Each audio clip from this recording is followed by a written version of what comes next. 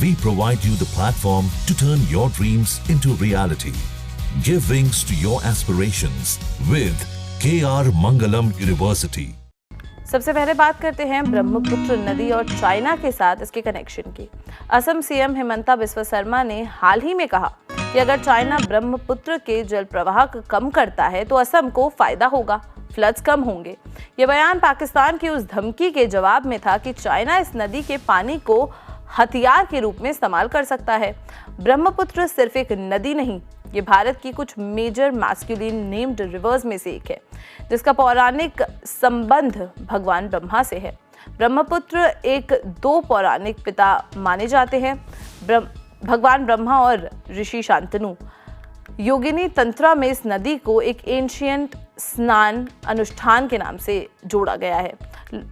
लोकांथों के अनुसार अमोघ्य और नाथुओं से ब्रह्मा का पुत्र प्रवेशित हुआ, इसीलिए इसका नाम ब्रह्मपुत्र पड़ा। तिब्बती कथाओं में नदी माउंट कैलाश से निकलती है, जहां इसकी रक्षा 4 दिव्य प्राणी करते हैं। मिसिंग और बोडो जैसे कम्युनिटीज ब्रह्मपुत्र को पितृ नदी या अबोतानी के अवतार मानते हैं। इसका उद्गम स्थल तिब्बत में एक ग्लेशियर से है, जहां ये यार्लंग सांगपो कहते हैं, और फिर ये इंडिया में सियांग और बांग्लादेश में जमुना के नाम से जानी जाती है। इस ग्लेशियर से शुरू होकर ये नदी चाइना, इंडिया और बांग्लादेश से गुजरती है और बंगाल की खाड़ी में गिरती है। इसका सफ़र करीब 2900 किलोमीटर्स का है। ये हिमालय से ड्रामेटिकली नीचे उतरती है, यार्लिंग सांगपो ग्रैंड कैनियन से गुजरती है। चाइना मेडगोंग में एक विशाल बंध बन रहा है। इंडिया और बांग्लादेश को चिंता है कि ये अपस्ट्रीम प्रोजेक्ट्स नदी के नेचुरल फ्लो को डिस्टर्ब कर सकते हैं, जिससे पानी की कमी या सडन फ्लड्स का खतरा हो सकता है।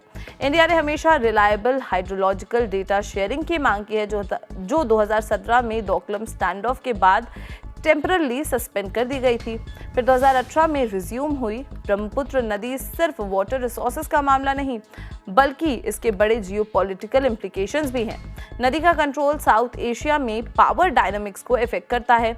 जियो स्ट्रैटेजिस्ट ब्रह्मा चालनी के अनुसार चाइना के अपर बंध जल प्रभाव को कंट्रोल करते हैं, जिससे आर्टिफिशियल फ्लड्स या सूखे का खतरा पैदा हो सकता है। चाइना अपनी परियोजनाओं को रन ऑफ रिवर प्रोजेक्ट बताकर चिंताओं को खारिज करता है, लेकिन एक्सपर्ट्स और निचले देश संदेह जताते हैं कि ब्रह्मपुत्र को पूरी तरीके से रोकना असंभव है, क्योंकि ये भारत में अपने जल का 40% इकट्ठा करती है। इस मुद्दे पर इंडिया को चाइना के साथ कूटनीतिक रूप से निपटना होगा, ताकि नदी को एक साझा समझौते से माना जाए और पाकिस्तान को इस मुद्दे में इंटरफेयर करने का मौका न मिले।